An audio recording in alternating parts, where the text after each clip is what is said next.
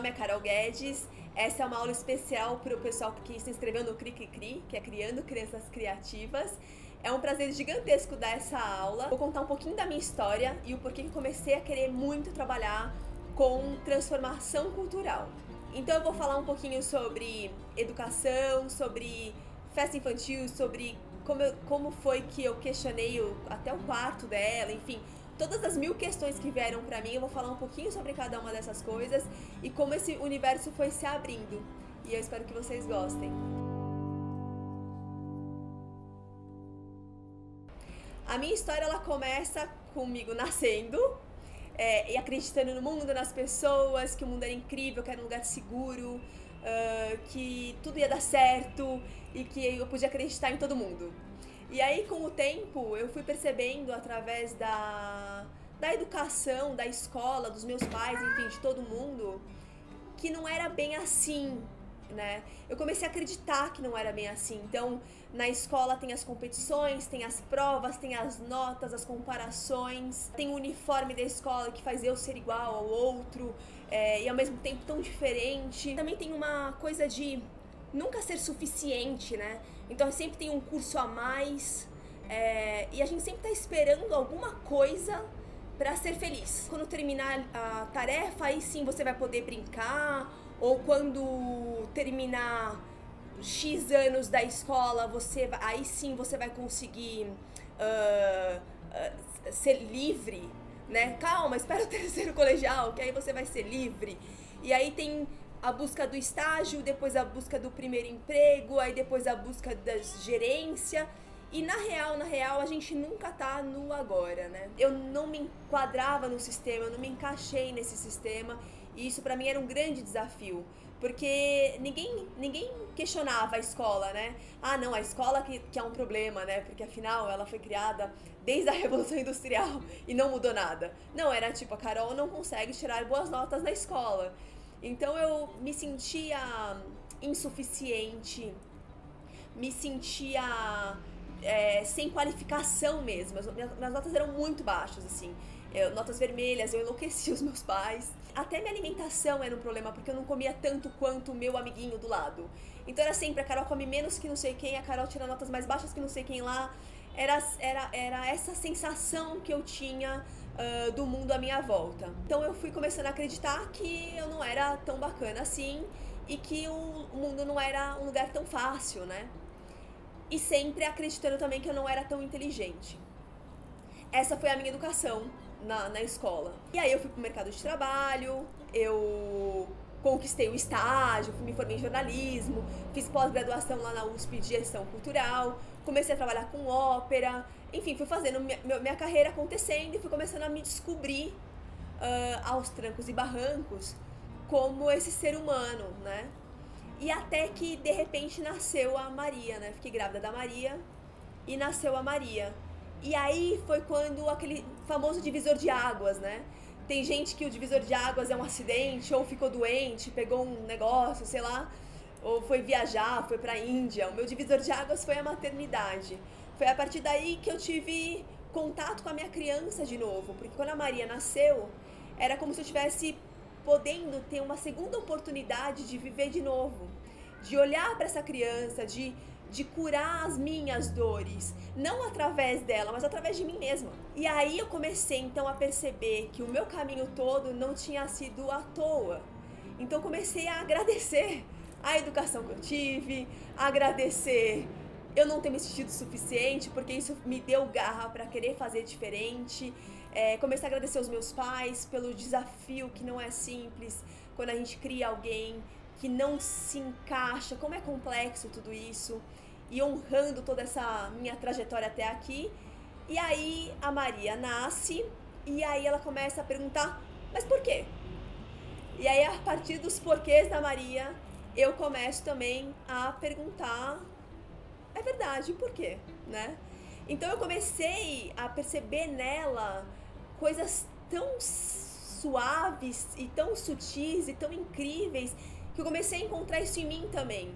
Então, por mais que as minhas notas tenham sido muito baixas na época da escola, eu era uma menina que era carinhosa, que era amorosa, que fazia amigos com muita facilidade, que adorava recreio. Eu adorava saber da história das pessoas, conhecer as pessoas.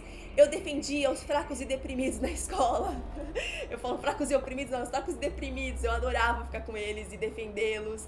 Eu, aos 6 anos de idade, fazia pulseirinha de crochê e vendia na rua de casa. Não, dentro do meu prédio eu gritava para as pessoas que passavam. Minha mãe não achava seguro ficar na rua. E aí as pessoas, claro, viam uma criança de 6 anos gritando, paravam, compravam a pulseirinha. Eu gastava tudo em bala. Aos 12 anos eu montei um brechó, porque eu comecei a perceber o excesso de roupa no guarda-roupa das minhas tias. E montei um brechó na garagem da minha casa. Eu ficava andando de patins na rua. Quando entrava um cliente, eu corria com patins, entrava e vendia as peças. Minha prima era minha sócia. Então essa coisa do brincar, do se divertir, como era legal trabalhar. E também já com esse olhar para o novo consumo, para a sustentabilidade, que é interessante perceber que isso já estava na minha trajetória, mas que não era matéria na escola. Então minhas notas continuavam muito ruins, porque aquilo não valia ponto, né? Mas olhando para trás, a partir do nascimento dela, eu começo a perceber que já tinha ali uma Carol que nascia e que de alguma maneira conduzia essa luz, esse caminho e tudo mais. E aí, quando a Maria nasceu e ocupou esse espaço, eu comecei a não buscar ser mãe dela, mas eu comecei a construir a humanização da nossa relação. E isso, para mim, é uma mudança de cultura. Porque culturalmente a mãe tem um papel para essa criança de prover, de botar debaixo das asas e de inúmeras coisas que as pessoas dizem que é da mãe, né? Que é obrigação da mãe. E eu resolvi abrir mão das minhas obrigações e fazer as coisas que faziam sentido para mim. E muitas vezes essas coisas era sim colocar debaixo da asa, mas sem a obrigação de fazer. E sim pelo simples prazer de poder viver essa maternidade de uma maneira ancorada com a minha verdade e com a verdade dela. E a partir disso, eu questionei tudo, desde por que a minha maternidade, né, enquanto eu estava grávida, foi tão voltada para o consumo, chá de bebê, o quarto, o hospital, e pouca conexão com estar grávida de fato, né? Muito conectada ainda com esse consumo, né? Consumo do parto, consumo do filho, né? Comprar um carro maior, comprar uma casa maior, comprar mais roupas, comprar. E nenhum médico pergunta como é que você está se sentindo. Eles querem saber se você já comprou enxoval e se você não engordou 12 quilos. E a gente cada vez mais distante disso tudo. Então, esse questionamento do parto do bebê, então eu sim comprei o berço, até perceber que não fazia sentido nenhum eu levantar a Maria e colocar ela no berço, como se ela não pudesse ter autonomia de deitar na própria cama, eu ter que escolher a roupa para ela, porque o armário é alto pro tamanho dela, eu ter que escovar o dente dela porque ela não alcança a pia. Na época não se falava muito sobre Maria Montessori, que hoje já é um assunto super natural e as pessoas falam muito. Naquela época eu não tinha esse acesso, então intuitivamente, querendo muito dar autonomia para ela e para mim também, porque quando a gente cuida do nosso filho para ele ter autonomia, a gente também começa a ter mais tempo e mais espaço para poder fazer outras coisas, e banquinho no banheiro para ela poder subir, um fechinho, um ganchinho na parede para botar a toalha mais baixa, ao invés do berço, que parece um carro, né? Colocar o colchão no chão, ao invés dos passeios no shopping, os passeios no parque. Também pedi para um aceneiro.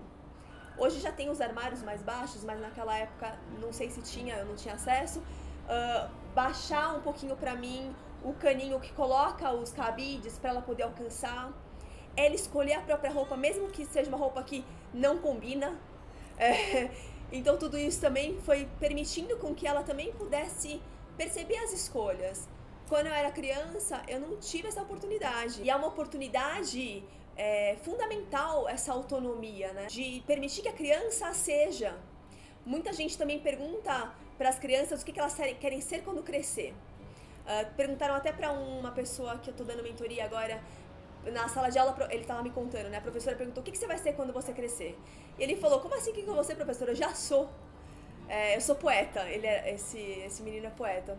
Eu achei isso incrível, assim, porque é isso mesmo, eles já estão prontos, né? E a gente olhar para eles como seres humanos prontos, humaniza também a nossa relação. Então foi uma escolha de trazer essa mudança nessa relação minha com a Maria, da Maria comigo, também para esse lugar até da decoração do quarto, que para de ser decorativo e começa a fazer sentido e ser prático. E aí eu comecei então a perceber que eu queria montar a minha própria escola, né? Que eu ia atrás dos meus mestres. Então, assim como eu me formei em jornalismo para ser jornalista, assim como eu me formei como gestora cultural para trabalhar com transformação cultural, eu também comecei a querer me formar como mãe da Maria e, naturalmente, acaba que como ser humano mesmo.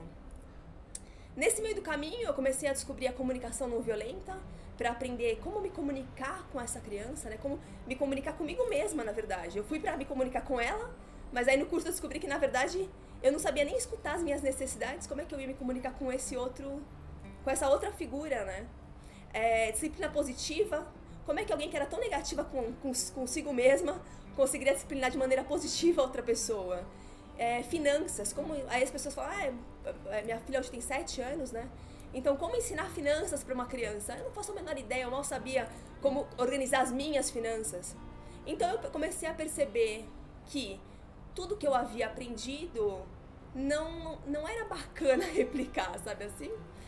E aí, algumas coisas, claro, que ficaram, mas a maioria delas eu queria muito questionar. Alimentação, por exemplo.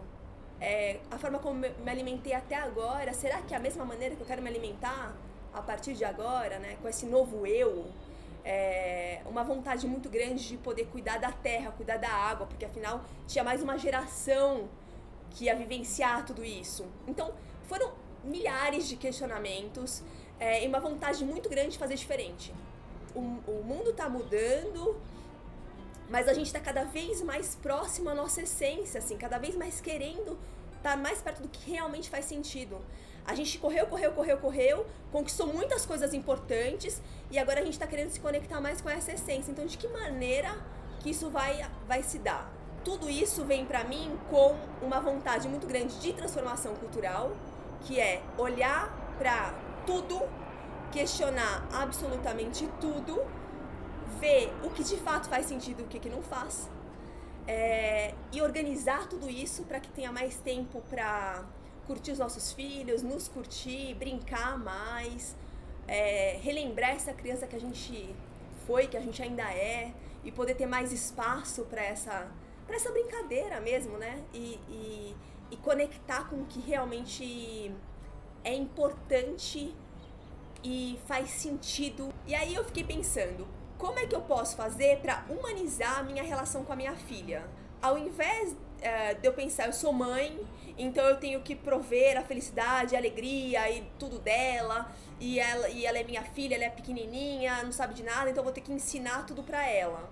Isso traz uma responsabilidade, um peso que eu não queria ter. Ao mesmo tempo, sabendo da responsabilidade que eu tenho de colocar um outro ser humano no mundo. Então, como olhar para essas duas coisas, sabe? E aí me vem uma vontade muito grande de olhar para minha filha, não como minha filha, mas como um outro ser humano pronto. Por exemplo, quando eu vou pegar minha filha na escola, eu tenho dentro de mim uma sensação, e tento colocar isso dentro de mim, como se eu não a conhecesse. Então eu vou até a escola, tentando trazer pra mim a informação de que eu não sei quem eu vou buscar, e aí eu encontro a minha filha e eu estou aberta para o que ela é naquele momento, a tudo que ela tem pra me dar naquele momento, tudo que eu tenho dar pra ela, tudo que eu não tenho pra entregar também, e tudo que ela também não tem pra entregar. Então, como esses dois seres humanos se encontram neste lugar? Quando a minha filha me pergunta alguma coisa, eu sinto que eu não tenho uma obrigação de saber a resposta sobre aquilo. Então a minha filha uma vez perguntou pra mim, minha mãe faleceu, ela perguntou pra onde a vovó foi. Eu poderia falar pro céu, acabou, planta, não sei, eu poderia falar 1000 coisas sobre as minhas crenças, sobre Deus, sei lá, sobre qualquer coisa. E eu achei por bem perguntar pra ela, onde você acha que a vovó foi? Pra onde você acha que a vovó foi? E ela tinha uma resposta para dar sobre o que ela acreditava. Ela explicou pra mim sobre a aula de permacultura dela na escola. Enfim, ela falou sobre a plantinha que morre e serve de cuidado para as outras plantinhas, enfim. Ela tinha uma explicação, ela tinha uma sabedoria interna, enfim, algo que ela acreditava. Eu acho que a sensação que eu tenho como mãe, como educadora, é muito mais uma vontade de fazer novas perguntas junto com ela. E aí eu acho que é aí que a gente se encontra, sabe? Então, eu não mando na minha filha, porque eu não sou maior no sentido... Eu não sou maior que ela. A gente conversa, a gente faz combinados, a gente faz acordos. A gente cuida... Eu cuido dela, ela cuida de mim.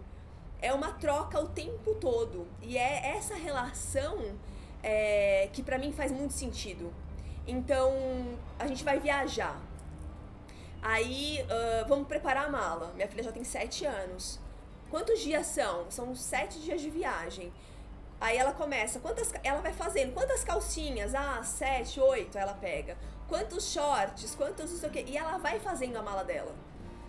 Isso vai dando pra ela uma autonomia muito importante. E ela vai se sentindo capaz também.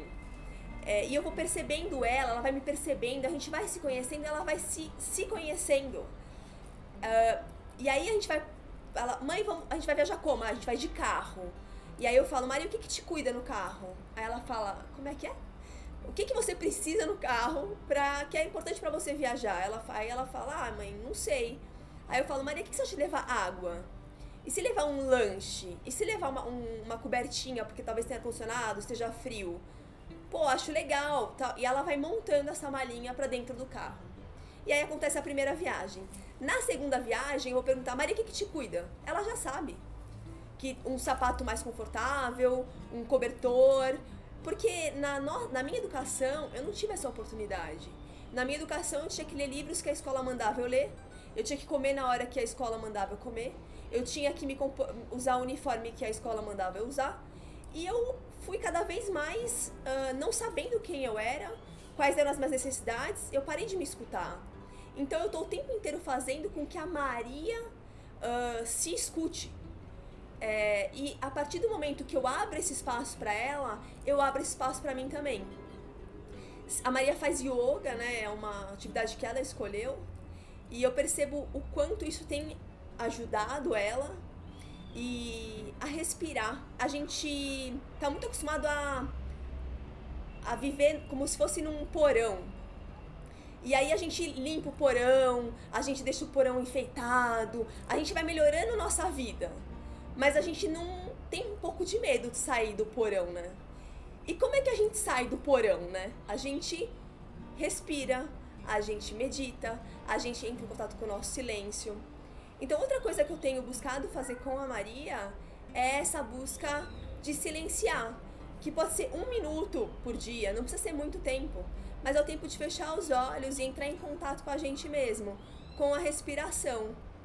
Tudo isso vai fazer com que cada vez mais a gente consiga perceber o que está acontecendo, quem a gente é, o que tá, né, tudo isso, e parar de entrar nas ondas do consumir sem perceber o que está acontecendo, assistir uma propaganda e ser levada por ela, ouvir coisas a nosso respeito e acreditar naquilo. E cada vez mais ter mais certeza e mais centramento. Então esse momento de esvaziar, de respirar, de silenciar, para aí sim conseguir se relacionar com o mundo externo. Uma tentativa grande de descobrir nela essa humanidade e principalmente descobrir em mim essa humanidade e dar para Maria ferramentas para ela se sentir potente, para não ter que depois de mais velha ficar buscando empoderamento. Não, o poder é dela agora. E como é que eu vou fazer para ela perceber isso? Com a comunicação não violenta, né, com a comunicação empática, enfim, eu tenho vários nomes que as pessoas chamam. A comunicação, ela me fez perceber as minhas necessidades. Ela fez com que eu tomasse consciência do que eu estava sentindo, do que eu precisava. Às vezes, porque a gente tem uma coisa tem que olhar para cuidar de quem cuida. Isso é muito importante. a mãe tá cuidando da criança, o pai tá cuidando da criança, mas quem tá cuidando desse pai? Quem tá cuidando dessa mãe? O professor tá cuidando da criança, e quem tá cuidando desse professor? Ele tá sendo bem remunerado? Ele tá sendo cuidado? Como é que tá a família dessas pessoas? Como é que tá o trabalho dessas pessoas? Como é que tá tudo? Como é que tá o transporte para chegar na escola dessas pessoas? Então, quando a gente não cuida de quem cuida, fica tudo muito confuso. Com o tempo, eu comecei a acreditar que eu precisava dar tudo pra ela, que a minha atenção ia ser toda pra ela. Como a máscara de oxigênio que falam que primeiro você coloca no seu rosto, depois no rosto da pessoa do lado. A mãe, de alguma maneira, muitas, não vou generalizar, mas muitas têm a mania de tirar e colocar na criança primeiro, né? E foi o que eu fiz durante um tempo, porque eu achei que esse era o certo. Até que eu me vi bastante esgotada e cansada. E isso tudo, de alguma maneira, acabava trazendo uma violência dentro de mim, né? Uma irritação, uma reatividade com aquela relação com ela. Então eu comecei a estudar comunicação, porque com os meus pais era ou tapinha na bunda, ou castigo, ou eu deixava de, sei lá, de sair pra brincar. E eu falava, o que eu quero fazer? Que nova educação é essa que eu quero dar pra ela? Então eu comecei a entender primeiro, na comunicação, quais eram as minhas necessidades e tentar cuidar das minhas necessidades. E dessa maneira a minha comunicação com ela e com o mundo melhorou 100%. Coisas básicas como, por exemplo, quando você faz isso eu sinto, quando você fala X eu sinto Y, né? Então, sei lá, brinquedos espalhados no meio da sala. Aquilo talvez te incomode. A mim, confesso que não, mas vamos supor que incomode. Então, olha, Maria, quando você deixa o brinquedo na sala, eu sinto a casa bagunçada e isso me traz um desconforto, né? E aí ela vai falar alguma coisa, enfim, vocês vão ter que combinar de que maneira que ela vai continuar brincando, que a necessidade dela de brincar vai continuar acontecendo, mas a minha necessidade da casa arrumada também vai ser cuidada. Como é que a gente mantém as pessoas da casa sendo cuidadas? E não, a sala é minha, vá brincar no seu quarto, né? Porque isso foi um pouco da minha educação. Então eu queria que não, a casa é nossa. E como é que a gente vai cuidar das pessoas da casa? Que sou eu, que é você. Então tratar ela como um ser humano inteiro, pronto. Uma outra coisa interessante que eu senti na minha maternidade são os gêneros, né? A Maria nasceu menina, né? E aí muita gente falando sobre, dando coisas rosas, vestidinhos, bonequinhas e tal, acentuando, né, esse lugar do menino, culturalmente falando, o que é uma menina vem na sociedade e tal, né, da forma como acreditam. A Maria nasceu e sim, tinha essa busca essa entrega muito pelo rosa, né, das coisas rosas da cozinha e tal. Eu achava isso estranho, mas ao mesmo tempo eu não entendia muito bem e fui sendo levada por isso. A Maria começou a me mostrar que ela gostava de carrinho. E aí ela começou a mostrar que ela não gostava tanto assim de rosa, que ela gostava mais de verde. E eu comecei a perceber que essa coisa do gênero, essa divisão de meninos e meninas, brinquedos de meninos e meninas, na real, não existe muito, sabe? O mais importante é que a gente permita que a criança brinque com quem que ela quiser brincar e que ela seja quem ela tiver vontade de ser, sabe? A sensação que eu tenho é que é muito mais interessante colocar à disposição o mundo, o universo para as crianças. E isso eu comecei a perceber também em mim como mulher. Como é que eu fui, de alguma maneira, educada para ser uma mulher que obedece, que tem que ser uma boa dona de casa, enfim, todas as coisas que a gente já escutou falar.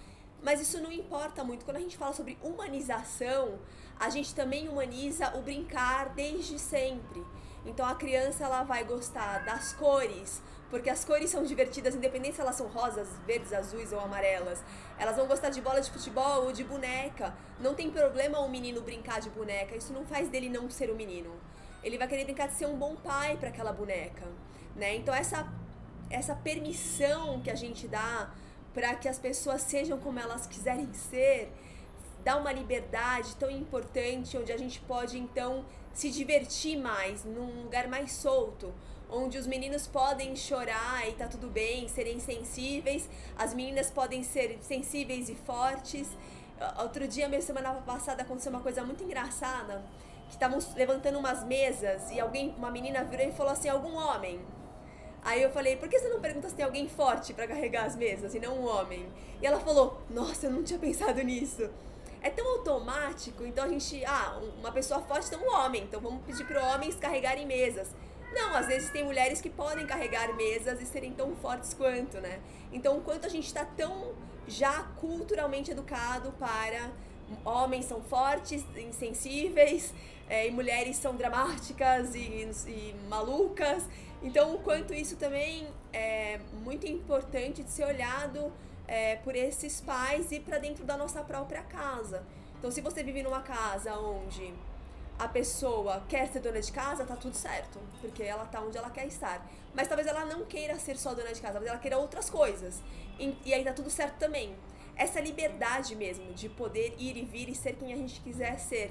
Se a gente tem isso dentro de casa, como pais dessa criança, referência delas, elas vão poder também ser assim, livres, enquanto crianças. Na minha relação com a Maria, essa conexão da comunicação se vê muito de abrir a vulnerabilidade. Então, se eu tô nervosa, eu não vou mentir. Eu vou falar, Maria, eu tô nervosa, eu amo você, não é com você, mas eu preciso me equilibrar, eu preciso respirar. Então eu preciso de um tempinho, dá um tempo pra mamãe agora, eu preciso respirar. Quando eu tô me respeitando o meu nervosismo, eu percebo que ela, quando estiver nervosa, vai fazer a mesma coisa. Porque eles aprendem da forma como a gente faz, né? Do jeito que a gente acontece. As crianças aprendem pelo que a gente é e não pelo que a gente fala. Então, respeitando as minhas necessidades, respeitando os meus sentimentos, é dessa maneira que eu consigo humanizar a minha comunicação com a minha filha, a maneira como a gente se entende nessa casa, como a gente se entende na vida. Então, sempre abrindo vulnerabilidade, ao invés de acusando o outro ou colocando a raiva pra fora, como se ela fosse a culpada por eu estar com raiva e não o meu desequilíbrio interno, né? Um dia eu tava super nervosa e aí eu virei pra Maria e falei, Maria, sabe por que eu tô nervosa? Ela virou e falou assim, porque você quer que eu coma e você me ama. Eu falei, olha, Maria... Quando ela falou isso, eu senti um certo medo dela achar que raiva era amor, sabe? E não era. E aí eu falei, não, Maria, eu amo você, mas eu tô com raiva porque eu tô desequilibrada. Eu preciso respirar. Então me dá uns 5 minutos, eu vou respirar e aí a gente consegue conversar de novo. Então também se perceber humana, né? Se perceber que raiva é só uma energia, não é nem boa nem ruim, mas que não precisa ser descontada nela, né? E como a gente vai conviver nesse mesmo espaço. Então isso pra mim foi um grande aprendizado, assim, né? Essa coisa de meditar, de respirar, de aprender. A criança aprende a contar até 10, a gente também tem que começar a aprender a contar até 10. Falando sobre transformação cultural, né? E falando sobre festas infantis, quando a Maria começou os aniversários dela, eu comecei então a perceber que ia ser muito bom poder fazer essas festas com ela, né? E com a família. Então começou uma coisa de eu faço os brigadeiros, aí a avó faz o bolo, e aí a tia faz a torta, e não sei quem faz não sei quem. E eu comecei a querer pensar assim, se a gente chamar uns recreadores e tal. Depois eu comecei a perceber que não precisava, sabe? Porque as festas aconteciam e aí as crianças ficavam brincando enlouquecidamente porque elas são criativas e maravilhosas e elas se divertem sozinhas, que eu falei, gente, isso é incrível. E as festas infantis aconteciam de uma maneira muito compartilhada, colaborativa mesmo, sabe? E isso pra mim é muito incrível, porque a Maria começa a perceber que é possível fazer uma festa com várias pessoas apoiando essa festa para ela acontecer. Então tem o bolo da avó, o brigadeiro da tia, não sei quem de não sei quem, os pratos da vizinha, né? Porque a gente também não queria usar prato de plástico, coisas de plástico para não aumentar o lixo. Então a gente foi, sei lá, tem muitos convidados, tem jogos de pratinhos diferentes, porque são 5 pratinhos da vizinha, mais 5 da outra vizinha, e por aí vai, e os copos, enfim, tudo isso sem jogos, né? Sem essa coisa de ser perfeito, mas a perfeição que acontece quando é uma festa colaborativa, né? Então a gente fez dentro de casa, em parques, e com nada. As crianças criando a partir de um galho que elas pegavam no parque e brincavam com aquele galho, com uma folha, com subir na árvore. Isso também para mim foi transformador, porque eu vim de um lugar também de consumo também em relação às festas, né? De um lugar onde você terceiriza. E eu acho que de tanto terceirizar tudo, tem uma hora que começa a deixar de fazer sentido algumas coisas, né? A gente terceiriza até o parto, né, hoje em dia. Então, o quanto é muito legal a gente começar também a perceber que é gostoso fazer, mas é um fazer diferente, que não é um fazer que vai colocar uma pessoa na cozinha fazendo tudo, mas é um fazer que cada um faz um pouquinho, cada um se diverte com um pedaço da festa e todo mundo se sente dono da festa, se sente festivo nesse dia. Então a festa não é minha, né? A festa é da avó, do vô, da tia, da Maria, e ela se sente amada porque tá todo mundo promovendo e fazendo aquilo acontecer. E isso pra mim é muito massa, assim. É onde vem o porquê que eu gosto tanto de trabalhar com transformação cultural, né? Quando eu questiono o tempo todo, acaba ficando meio chata, né? Aquela criança que fica toda hora perguntando por quê, mas faz com que também a gente, de alguma maneira, expanda um pouco sobre como a gente nasceu e o que foram colocando pra gente como o que é certo a se fazer. E aí, quando a gente pra pensar que dá pra fazer de outras maneiras, o mundo começa a fazer mais sentido, assim, né? Você começa a buscar o que realmente você valoriza. E nada contra ir ao shopping ou fazer uma festa em buffet, ou seja lá o que você quiser fazer, se aquilo faz sentido pra você.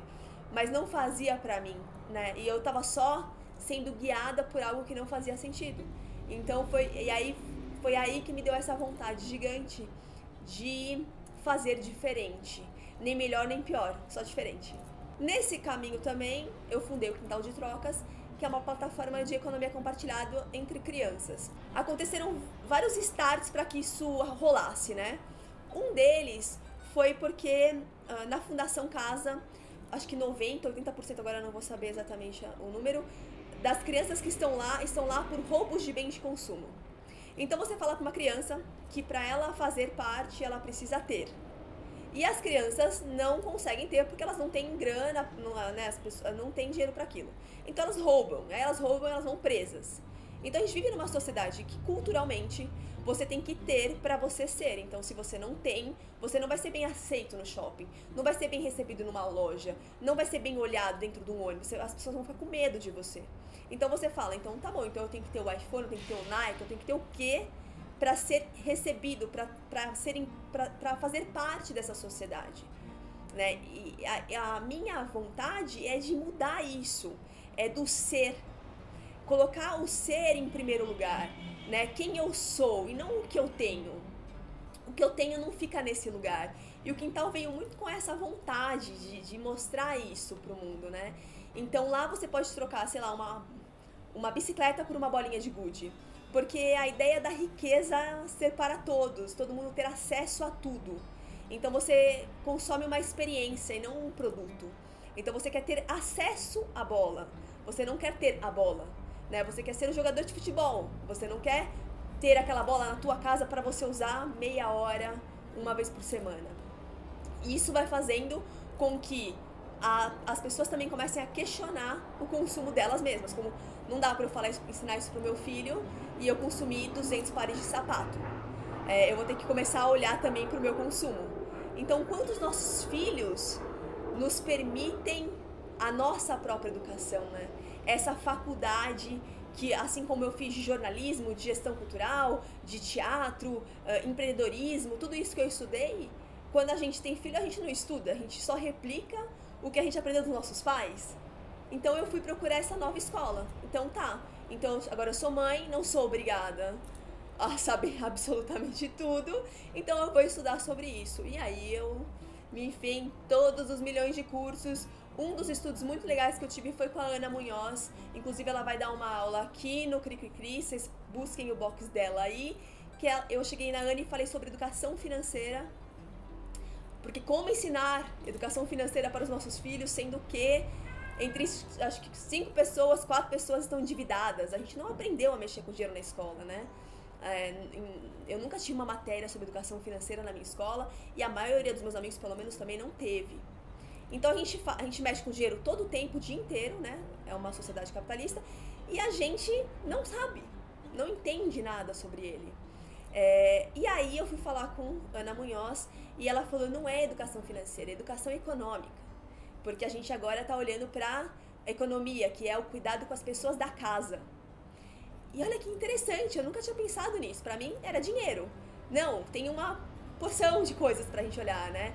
É muito maior que isso. Todos esses grandes mestres que eu fui colocando nessa minha educação, nessa escola informal que eu fui criando para poder criar a Maria, foram grandes mestres para a expansão da minha consciência. E claro, também juntando com a maternidade que eu aprendi com a minha mãe, com meu pai, com a escola, com tudo isso, e com os porquês da minha própria filha, vai me formando como esse ser questionador e com essa vontade de também fazer as coisas nem melhores nem piores, mas as coisas da maneira que faziam sentido pra mim. Falamos sobre vários assuntos. Uma coisa importante, nada do que eu falei, se não faz sentido, joga fora. Eu não tenho certeza sobre nada. Eu ainda tô na escola há 7 anos só, então ainda não sou nem pós-graduada. Minha filha às vezes fala pra mim, mãe, você sabe tal coisa? Como se eu tivesse que saber. Eu falo pra ela, olha, Maria, não sei, mas podemos descobrir juntas, porque assim como você tem 7 anos de filha, eu também tenho 7 anos de mãe. Então a gente tá, tipo, par ali, ó, dura. Então eu não tenho a obrigação de ter essas respostas, mas tenho muita vontade. A minha vontade maior é muito mais de fazer novas perguntas do que de dar respostas, né? Quando eu falo sobre dar aula, por exemplo, eu até acho engraçado, porque eu tô muito mais, de alguma maneira, tentando lembrar você de algo que talvez você tenha esquecido. Do que, de fato, ensinando uma coisa nova. Use esse vídeo muito mais para se questionar do que para dizer, o que ela tem razão. Não tenho razão e não quero ter razão. A ideia é muito mais se pergunte. E aí, se fizer sentido, aí você externaliza, faz, acontece e tudo mais. E é isso, obrigada por tudo e um prazer gigantesco poder falar aqui no Cri-Cri-Cri, participar desse módulo novo de Criando Crianças Criativas, que vem muito também de nos tornarmos criativos e transbordarmos para os nossos filhos e para as pessoas que estão perto da gente. É isso, obrigada. Para quem quiser me conhecer um pouquinho mais, meu site é www.carolguedes.com.br, é só me procurar lá. Tem meus vídeos, tem textos, tem meu contato, enfim, a gente pode continuar em contato, conversando e falando mais sobre tudo isso.